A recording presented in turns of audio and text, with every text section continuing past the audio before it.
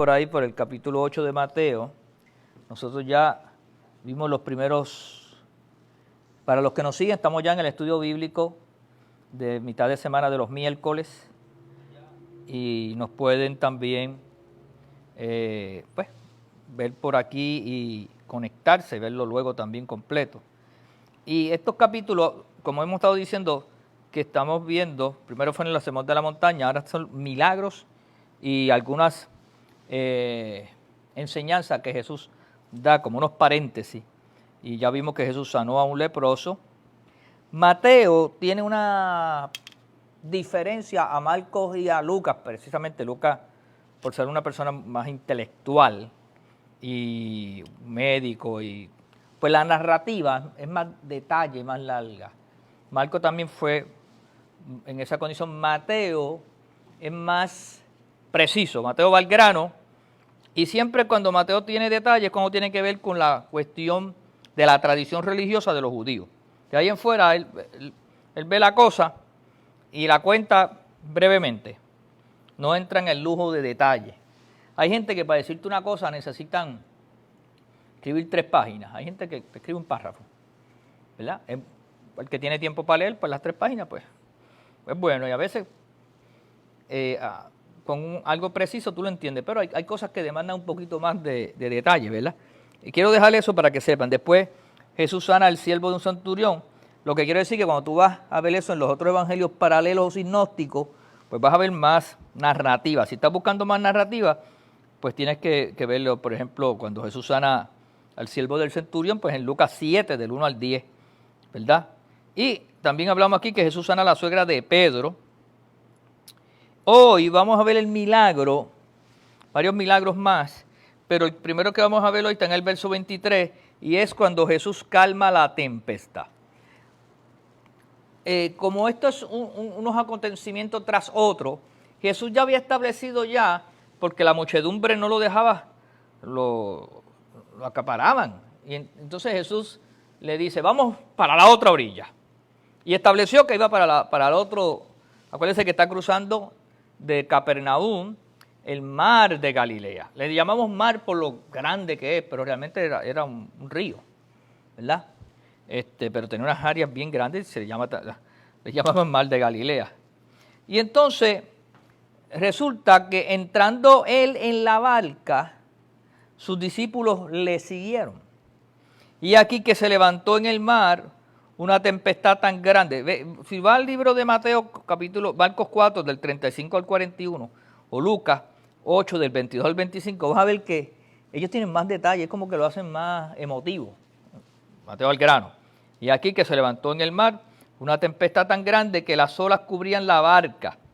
Pero él dormía. Los otros evangelios dicen que y él se fue a la proa y se echó a dormir, y tú sabes. Y vinieron sus discípulos y le despertaron diciendo, Señor, sálvanos que perecemos. Él les dijo, la otra evangelio dice, no ves que perecemos, como que les reclamaron, ¿verdad? Él les dijo, ¿por qué teméis, hombres de poca fe?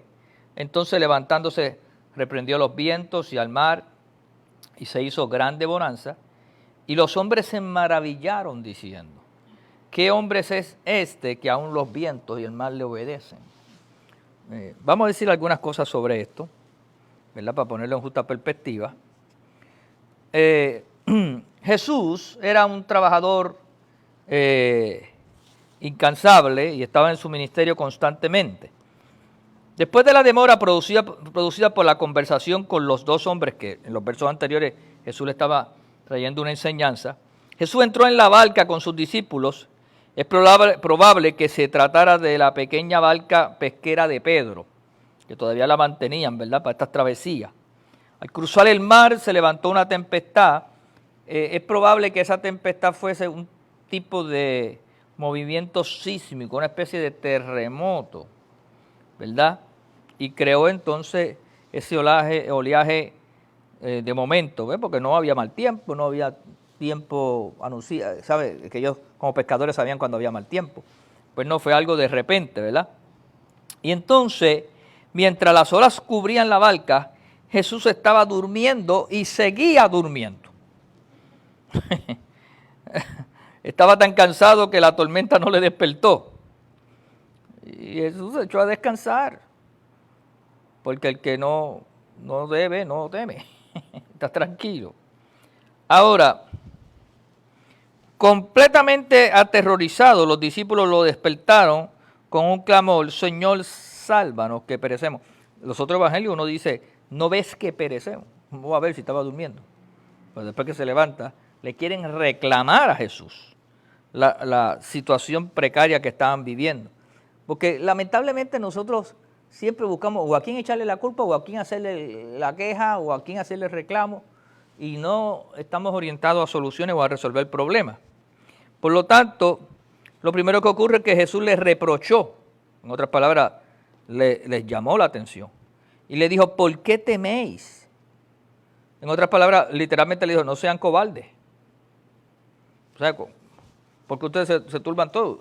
En otras palabras, ustedes son pescadores ya de experiencia. ¿Cuántas situaciones como esta no han tenido que enfrentarse? Pero estaban en la actitud negativa, en la actitud del reclamo. Y Jesús les reclamó y les dijo: oye, no teman, no sean cobardes, ¿verdad? ¿Por qué teméis? Y luego le dice: hombres de poca fe. Esa palabra poca fe, realmente poca o mucha, no es lo que realmente se plantea.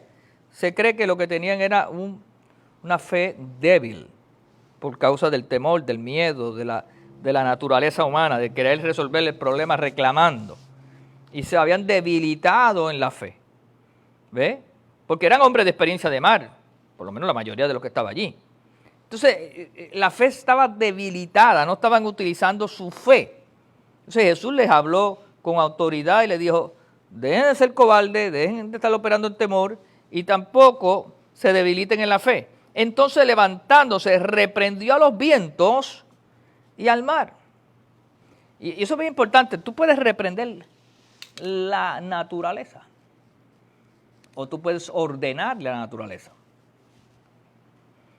Hay cosas que ocurren naturalmente por la naturaleza y hay cosas que son provocadas en la naturaleza por diferentes circunstancias o situaciones. Hasta el hombre provoca cosas en la naturaleza. En el caso de Haití, la deforestación tan brutal ha provocado que tengan unos problemas allí de naturaleza violenta. Entre ellos vieron un huracán y se los pasea. No hay defensa.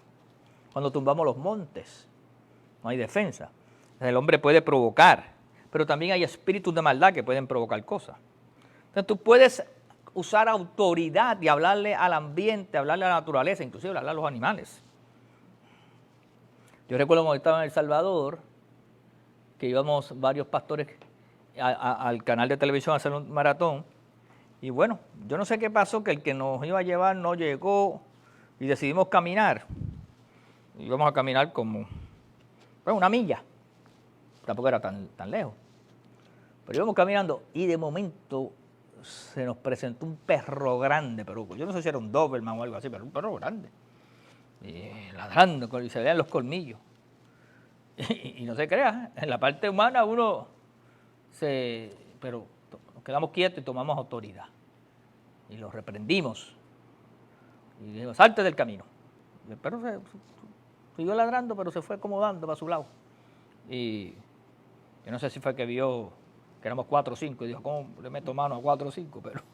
Pero no, a lo mejor vio todos los ángeles que estaban con nosotros y dijo: espérate, déjame quedarme quieto. Después de una gran victoria, recogimos $100,000 en El Salvador, hace como 20 años atrás, ¿verdad? En aquel primer maratón que se hacía en aquel canal, que llevaba algunos años, pero nunca, que era de TVN, el canal era de TVN en Texas, pero lo administraba El Salvador.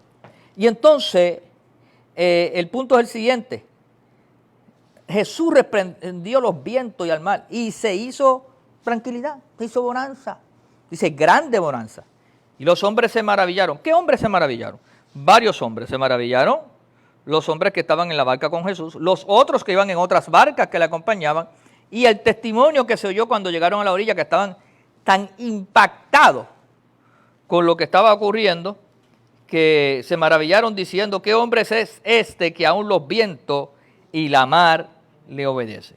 Entonces, todos estos milagros comenzaron a crear en la gente, en la muchedumbre, en el pueblo, algo especial tiene él. Por eso dicen, ¿qué hombre es este? Ya no es un hombre cualquiera, ya es algo, esto es una divinidad.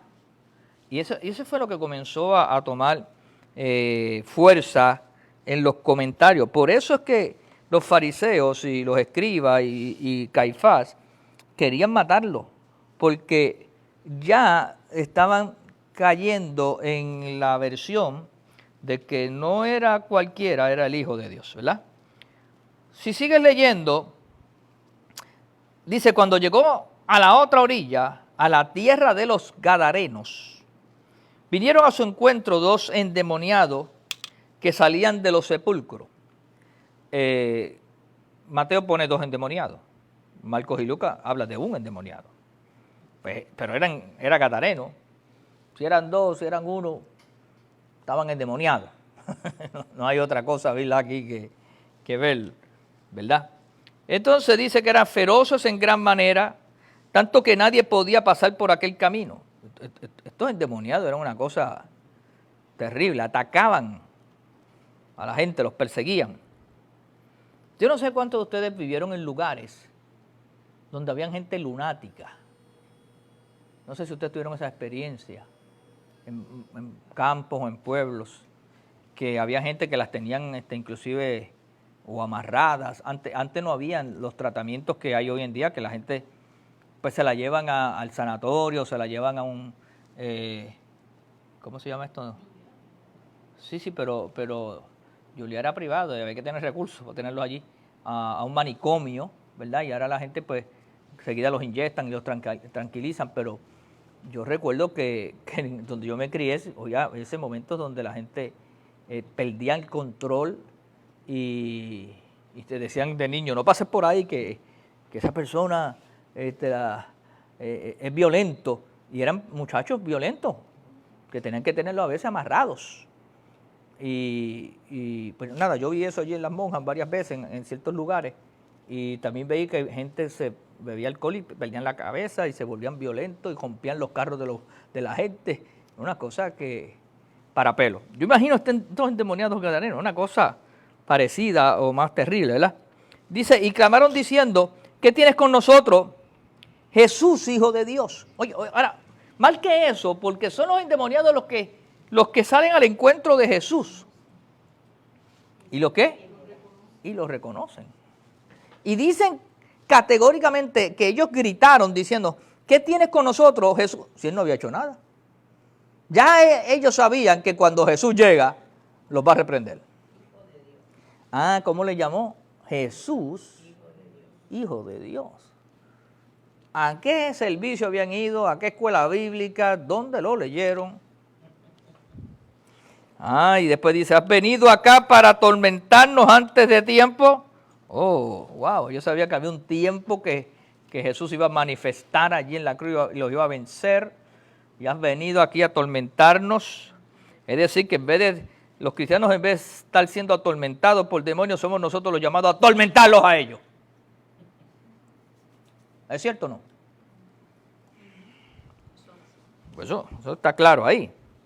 Entonces, estaban pasando lejos de ellos un hato de muchos cerdos. Y los demonios le rogaron diciendo, si nos echas fuera, permítenos ir a aquel hato de cerdos. Un hato de cerdos es como 2000 cerdos. Y comenzaron a una negociación. Échanos allí. Y él les dijo, id. Ahora, yo he visto gente que para reprender un demonio o una persona que aparentemente tiene una influencia demoníaca, hacen todo una lucha y están horas y pelean y gritan y hasta los ponen por el micrófono a hablar. ¿Alguno de ustedes ha estado en lugares que pasa eso? ¿Qué hizo Jesús rápidamente? Él les dijo, id. No les puso mano, no les gritó, no los pateó, no brincó con ellos. Oye, y si se poseyeron a los 2,000 cerdos, era que esas personas estaban endemoniados. Si habían dos, por lo menos cada uno tenía 1,000 pichones. Así decían en la iglesia que me quedaron pichonados. Yo no sé de dónde sacaron la palabra, pero. Y entonces Jesús les dijo, y ellos salieron y se fueron a aquel hato de cerdo, y aquí todo el hato de cerdo se precipitó en el mar por un despeñadero, por un risco, y perecieron ahogados.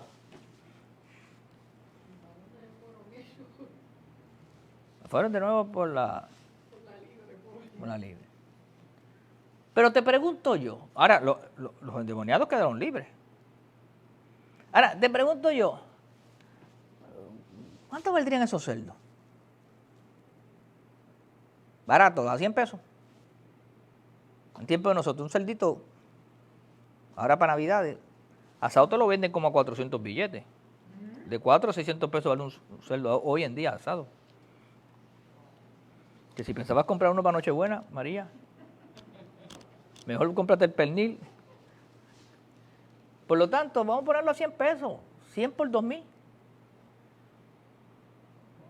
¿Cómo está la calculadora, María? 100 por 2,000, mira a ver.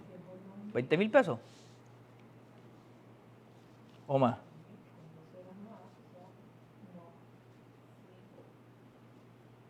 Sí, 20,000 pesos. Sí, 20,000. 100 por 2,000.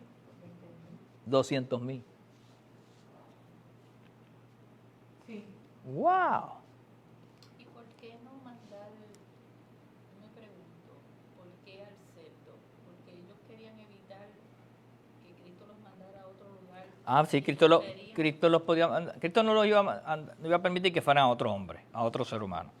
Y entonces ellos negociaron irse, para ellos poder operar o hacer daño, tienen que estar en un ser, ¿verdad? Para hacer el daño que ellos quieren hacer. Sí.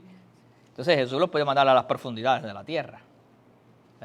Entonces en ese momento sabía que Jesús no iba a permitir, pues negociaron esto. Ahora, eso es una de las preguntas que hace aquí el teólogo, los comentaristas. ¿Por qué? Porque hay gente que piensa que Jesús cometió un desagravio a... Lo que pasa es que el cerdo en esa época era inmundo también.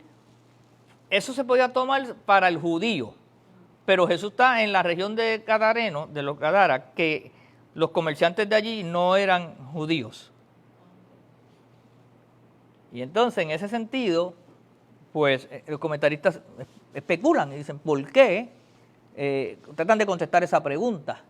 Porque si tú te pones a ver, perdieron los comerciantes allí 200,000, si fuera en este tiempo, ¿verdad? Dólares. Entonces ellos le clamaron al Señor que no lo querían allí, que está bien, con esta demostración es suficiente, nos ha destruido la industria porcina. Pero pasó algo con eso. Jesús mandó un mensaje claro. Los endemoniados quedaron libres. Vale más un ser humano que tus negocios a veces o tu... Sí. Seguro, cuidó a toda la región. No permitió que esos demonios se fueran allí. Aquello cambió. Claro, económicamente o en el negocio hubo una gran pérdida. Ahora, lo otro que hay que examinar también era que se iba a hablar de eso por mucho tiempo. Hasta ahora. Créeme que se iba a hablar. Lo que demostraba era la fuerza demoníaca que estaba atormentando a aquellos hombres. La verdad que eran unos monstruos, de verdad. Eran miles los que tenía cada uno. Cada uno. O 2,000 el que tenía uno, según Lucas y Marcos. Por lo tanto, era una... ¿Sabes?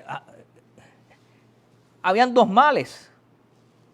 Y uno de los males más violentos era la salvación y la sanidad de aquellos hombres, que a la vez todo el mundo iba a estar en paz, porque ya esa persona no iba a estar creando la violencia o la situación. ¿Quién podía vivir al lado de esos individuos?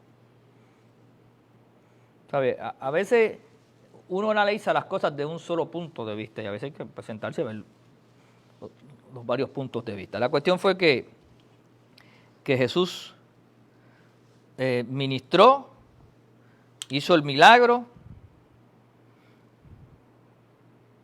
y dice, él les dijo, ellos salieron y se fueron para el hato, cayeron en las aguas, y los que la apacentaban huyeron, y viniendo a la ciudad contaron todas las cosas, se creó algo, ¿verdad? Y lo que había pasado con los endemoniados, y toda la ciudad salió al encuentro de Jesús, y cuando le vieron, le rogaron que se fuera de su control, por favor. No vaya a ser que ahora coja las gallinas y también no la... Pero fue algo que todo el mundo tiene que haberse quedado con la boca abierta. ¿Quién es este que viene de calmar el terremoto en el mar, la tempestad, y ahora viene aquí, y a esta gente que todo el mundo los conoce, que no hay quien pase por esa calle, que nos ha hecho daño, ahora los liberó y los sanó? ¿Verdad que perdimos los cerdos? Pero era poderoso ver esos cerdos bajo esa influencia, lo que puede hacer un... Ahí había muchas enseñanzas. Nosotros estamos leyendo algo que pasó hace 2000 años atrás y no conocemos los detalles y es difícil analizarlo. Pero créame que fue un gran milagro, ¿verdad? Si tú lo ves ahora en ese instante.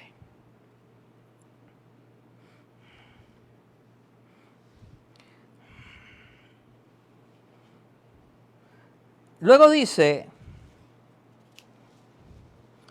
Entonces, entrando Jesús en la barca, pasó al otro lado. Él abandonó ahora la ciudad de Decápolis, en Gadara, donde él estaba, y volvió a coger el bote y pasó al otro lado y vino a su ciudad. La ciudad de Jesús era Capernaum, allí en Galilea. Y sucedió que le trajeron un paralítico tendido sobre una cama. Y al ver Jesús la fe de ellos, dijo al paralítico, cuando tú lees Lucas 5 del 17 al 26 y lees a Marcos 2 del 1 al 12, te vas a dar cuenta que lo traen 4 hombres. Y en esa historia que la dramatizamos tan brutalmente cuando la narramos, no solamente te vas a dar cuenta que trae 4 hombres lo traen, sino que la multitud que estaba en la casa y fuera de la casa no permitía que ellos entraran. Lo han visto, ¿verdad? De esa manera. Entonces ellos entraron, pues, trataron de ir por detrás, no pudieron. Y la fe era tan poderosa que decidieron irse por el techo. Esa es la historia que la mayoría de nosotros los predicadores usamos, que ustedes la conocen. Y yo dije pues que Mateo iba al grano, no entraba en esos detalles. Entonces sucedió que le trajeron un paralítico tendido sobre una cama, y al ver Jesús la fe de ellos, dijo al paralítico, ten ánimo, lo animó. Le dijo, vamos, hijo, tus pecados te son perdonados. El hombre vino para sanarse. Y Jesús le da una palabra de aliento, ten ánimo. Es probable que este muchacho, parte de su parálisis tendría que ver con algo emocional. Y créame que las emociones son tan terribles que hay gente que tienen parálisis y la ciencia médica dice, pero fíjate, debería estar caminando. Pero a veces se atrofia una parte del cerebro o a veces es la emoción encerrada. Y Jesús le dijo, ánimo, hijo, tus pecados te son perdonados. Entonces, Jesús se dio cuenta que la situación, más que una enfermedad física, era una enfermedad del alma. Y le ministró ánimo y le ministró perdón, para que él también se perdonara y recibiera salud. Si tú logras levantar tu ánimo y tus emociones positivas, las enfermedades son más fáciles enfrentarlas y vencerlas. Por lo tanto, entonces, algunos de los escribas son los eruditos, los intérpretes de la ley, los teólogos de la religión del fariseísmo, ¿verdad? Del clero religioso de aquel entonces, decían dentro de sí, este blasfema, estaban murmurando, mira, se cree que es divino, se cree que puede perdonar, solamente Dios puede perdonar pecados. Y conociendo Jesús los pensamientos de ellos, ese es el don de discernimiento, el don de ciencia. Y conociendo los pensamientos de ellos dijo, ¿por qué pensáis mal en vuestros corazones? ¿Por qué ustedes siempre están pensando negativo y y con este bochinche y este chisme y siempre acusando, ¿verdad? ¿Por qué? ¿Qué es más fácil decir? ¿Los pecados te son perdonados o decir levántate y anda? Honestamente, ¿qué es más fácil? Créame, para mí yo creo que es más fácil decir tus pecados te son perdonados. Bueno, porque tú dices tus pecados son perdonados y la persona los recibe o no. Decirlo por decirlo, pues cualquiera es igual de fácil, pero levántate y anda, todo el mundo espera que se levante y anda. Y el que ve si los pecados son perdonados, a menos que la persona comience a llorar y tenga una convicción que tú demuestres algo. ¿Ves? ¿Cuántas personas vienen a nuestros templos o usted le ha ministrado y usted le ha invitado a recibir a Jesús, que se arrepiente de sus pecados y dice, sí, ora por mí? Y lo está haciendo de corazón, pero tú no ves nada más que te dijo que sí. ¿Cuántos han pasado al altar y han venido y tú orado, se han quedado ahí? Ahora hay otros que lloran, hay otros que se compungen, y eso pues le da a uno un poquito más de... Yo he tenido muchos que han llorado y han compungido y no han vuelto más. O sea que esa no es la... Esa es la parte que tú puedes medir, pero no es la parte realmente sincera.